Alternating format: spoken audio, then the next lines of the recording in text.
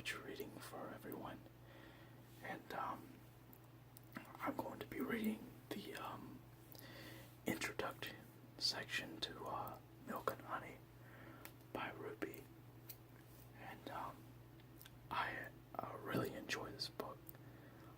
I understand it's geared more towards females, but I still recognize that it is a great poetry book, and I'm going to read it to you guys while chewing a little bit of gum, and I hope you enjoy it.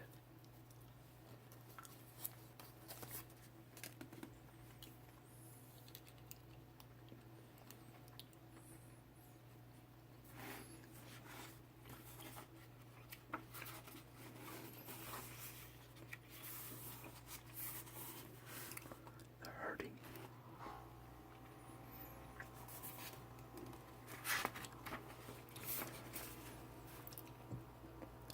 How is it so easy for you to be kind to people, he asked. Milk and honey dripped from my lips as I answered, because people have not been kind to me.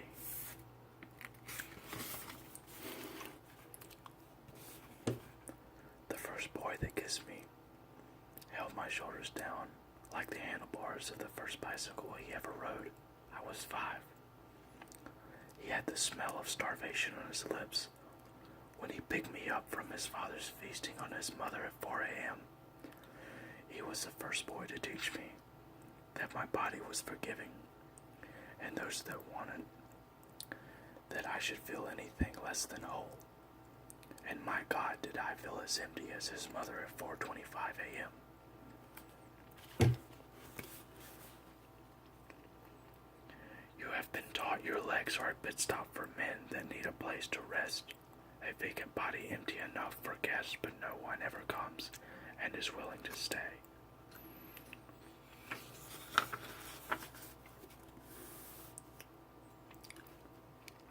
It is your blood in my veins. Tell me how I'm supposed to forget.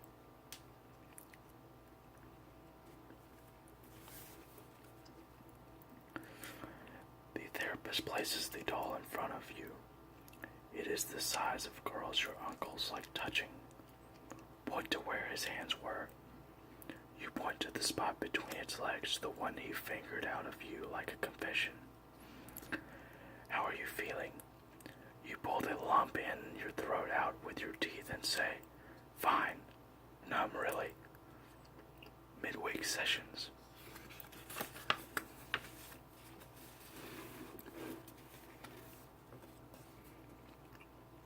He was supposed to be the first male love of your life. You still search for him everywhere. Father.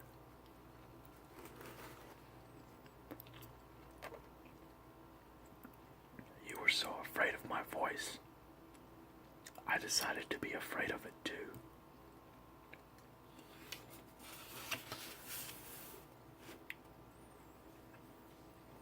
She was a rose in the hands of those who had no intention of keeping her.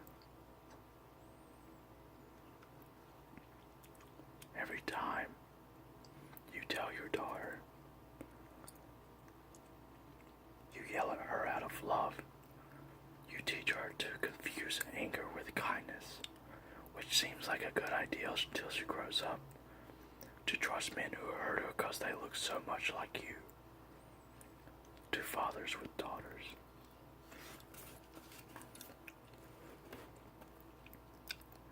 I've had sex, she said, but I don't know what making love feels like.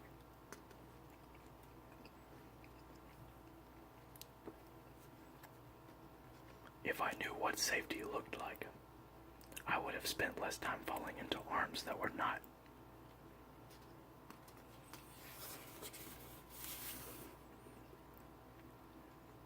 Sex takes the consent of two. If one person is lying, they're not doing anything because they are not ready, or not in the mood, or simply don't want to, yet the other is having sex with their body. It's not love, it's rape.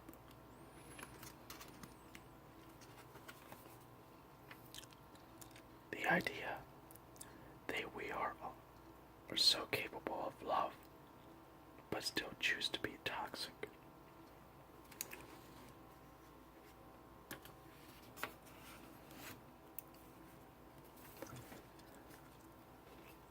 is no bigger illusion in the world than the idea that a woman will bring dishonor into a home if she tries to keep her heart and her body safe.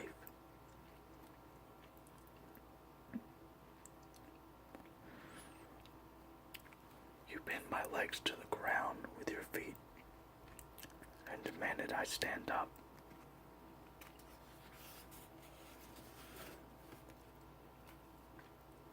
The rape will tear you in half, but it will not end you.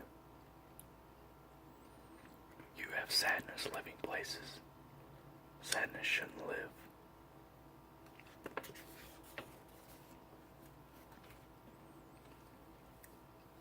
Your daughter should not have to beg her father for a relationship.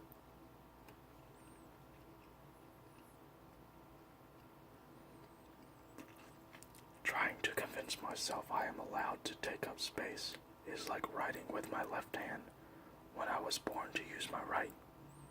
The idea of shrinking is hereditary.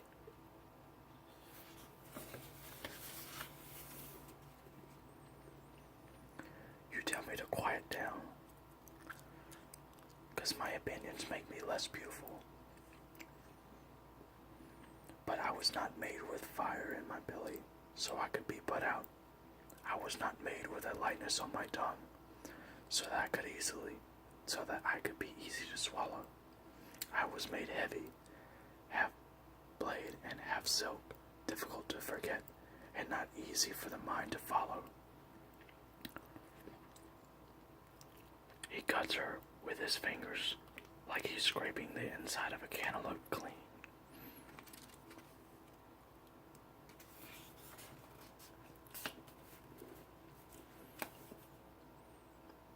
Your mother is in the habit of offering more love than you can carry. Your father is absent. You are at war, the border between two countries, the collateral damage, the paradox that joins the two, but also splits them apart.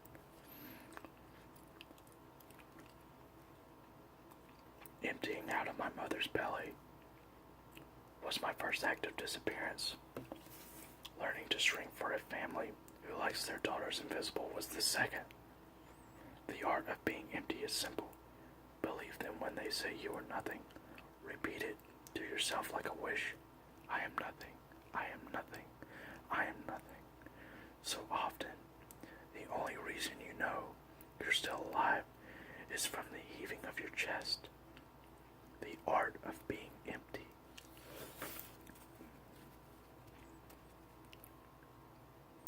You look like your mother. I guess I do carry your tenderness well. You both have the same eyes, 'cause we are both exhausted, and the hands. We share the same wilting fingers. But that rage your mother doesn't wear, that anger. You're right. This rage is one thing I got from my father. Homage to a Worcestershire inheritance. When my mother opens her mouth to have a conversation at dinner, my father shoves the word hush between her lips and tells her never to speak with her mouth full. This is how the women in my family learn to live with their mouths closed.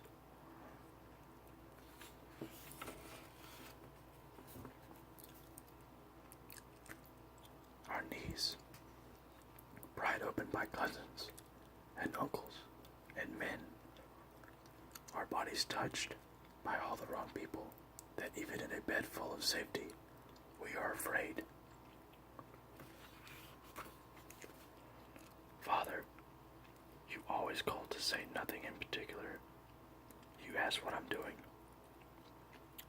or where I am, and when the silence stretches like a lifetime between us, I scramble to find questions to keep the conversation going. What I long to say most is, I understand this world broke you. It has been so hard on your feet. I don't blame you for not knowing how to remain soft with me. Sometimes I stay up thinking of all the places you are hurting, which you'll never care to mention. I come from the same aching blood, from the same bone so desperate for attention I collapse in on myself. I am your daughter. I know the small talk is the only way you know how to tell me you love me. because it's the only way I know how to tell you.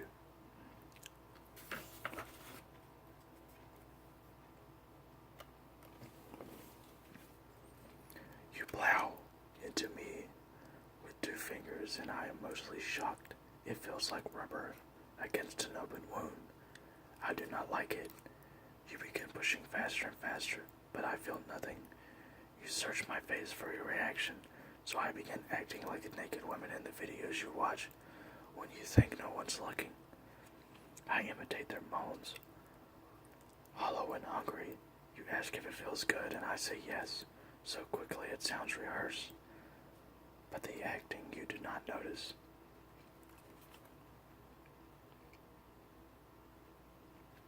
The thing about having an alcoholic parent is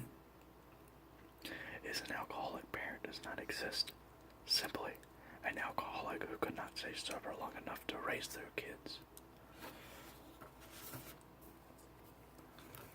I can't tell if my mother is terrified or in love with my father. It all looks the same. I flinch when you touch me. I fear it's him. And that's where I'm going to end it today. If you like it, please let me know. I'm really looking forward to reading this other poetry book, which is my favorite, later on when I get a few more subscribers. I hope you enjoyed this. Anyway,